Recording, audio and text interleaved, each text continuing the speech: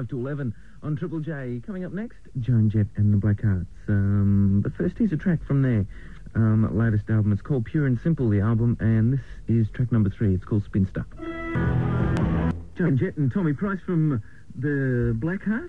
It's a pleasure to have you guys here. You've got a new album out called Pure and Simple. And just to get started, congratulations on it. I really like it. Thanks a lot. Thank you. Now, the lineup of collaborators on Pure and Simple is pretty wide and varied. Are these, from like Desmond Child to Danita Sparks and Jennifer Finch from L7, are these people you've always wanted to work with? Well, Desmond I've worked with before. I've written songs with him on an album that we did called Up Your Alley, which we wrote 2 actually hits that came off that record, I Hate Myself for Loving You and Little Liar. And so I looked forward to writing with Desmond again. Tommy and I did some writing for this album, which I want to do a lot more of on this our next record, do a lot more writing within the band. But the way that it happened with writing with so many different people from other bands was just me being a fan of them, going and seeing shows and just sort of saying, well, if you want to do some work together, that'd be fun. And it just kind of happened. In each situation, it worked. I mean, the music was good. So, is it the original lineup, the Blackhearts? It's not the band that I moved from LA with. No, it's not. So how long have you guys has this lineup been together then? This particular lineup has been, well, the guitar player's been with us for a couple of years. He replaced Ricky Bird, which is the original guitar player. We just got a new bass player, though. He's only been with us beginning of this tour. Brand new bass player. And what's that been like blooding new members of the band and things like that? Was that difficult at all?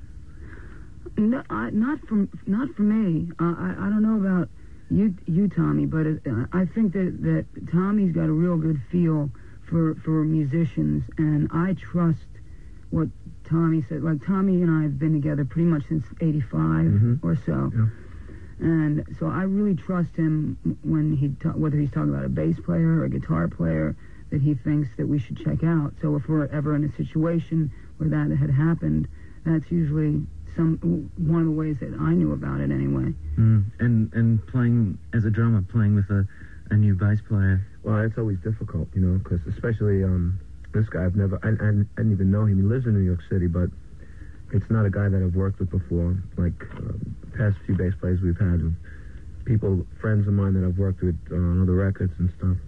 But this guy sort of came out of nowhere, and he's the guy that I think we should have had all along. He's the guy that I've been looking for a long time for this band. So how did you find him? Actually, our guitar player, Tony Bruno, found him. He was doing some gigs on Bleecker Street in New York City, and Sean happened to be playing keyboards or guitar. He plays all instruments too. He's an incredible musician and great singer. And we were seeing a few bass players before we came over here. Came down, and I said, "That's the guy." And it was immediate. As soon as we played with him, it was like there was no question. It was just this is the guy. Yeah. What about getting together with Paul Westerberg for the Tank Girl soundtrack? That sounds like it was a lot of fun. Oh, well, it was very. The way we did it, it wasn't all done necessarily in one studio. It would have been fun, I guess more fun, if we had been together. But Paul was into doing this duet thing, and we had done the recording part in New York, in the Hit Factory, right? Hit Factory, yeah. And it was intense. It's very intense trying to get a Cole Porter tune to make it sound like that. And it was there was a couple of tense moments, but it had nothing to do with Paul Westerberg. No. Paul wasn't even there when it went down. Then Paul was in Minneapolis, and his vocals were put on at Paisley Park Studios there. Is that a weird thing, like doing a duet and then not actually having like his vocal parts in there? Is that difficult to sort of get your head around? There were already vocal parts there that for me to sing off of. It was someone that just put a guide vocal there. Oh, okay. Fair enough. You've been playing some shows with the Divinals. How have they been going? They've been going really good. Yeah? They've been going really good, yeah. So did you catch up with the Divinals did you meet them over in the States, or was it a label thing that, put you guys together on the bill, or...? something I don't know. No, I've never met them before, so it's not because I know them or because Tommy. Because they worked a lot in the States. Right. Yeah. Right. I'm hearing that more and more, so they must hang there more than I think they realized. write a fair bit over there, and record. Yeah, but no, I don't. We were supposed to come to Australia last September or so, around there, because we had done a tour of Southeast Asia right after our Pure and Simple tour of America. We went to Southeast Asia, and we were supposed to come to Australia, and something screwed up. I don't know what it was, and so this is that part of it. Maybe that has something to do with it. I don't know. Was that when Flashback came out?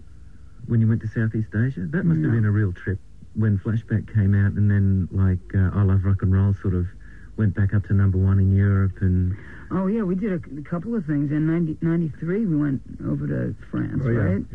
Yeah, that was real crazy, because we were, like, writing albums, and then Flashback came out, and I Love Rock and Roll went to number 1 again in France, and then, so in the middle of doing all this other stuff in the States, we had to go to France to do first a promo tour and then a little real tour. Right. We did a couple of TV shows, and we came back to the States, did some more gigs, then back to France, did a little tour.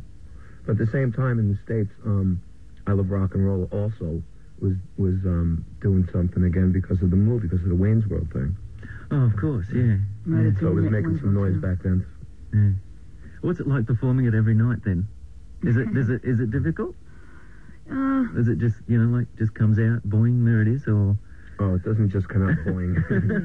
it's the high point of the show, obviously, but one of the high points.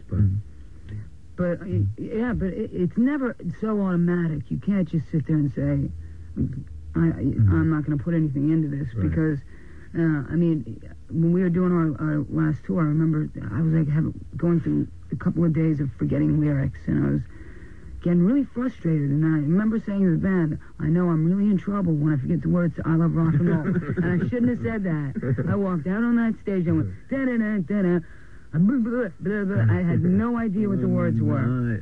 So, you can never get too, just flippant about it. Yeah. You have to really get into it, and I love it because I watch the audience and how much they get into it, and that becomes the show for me. Going.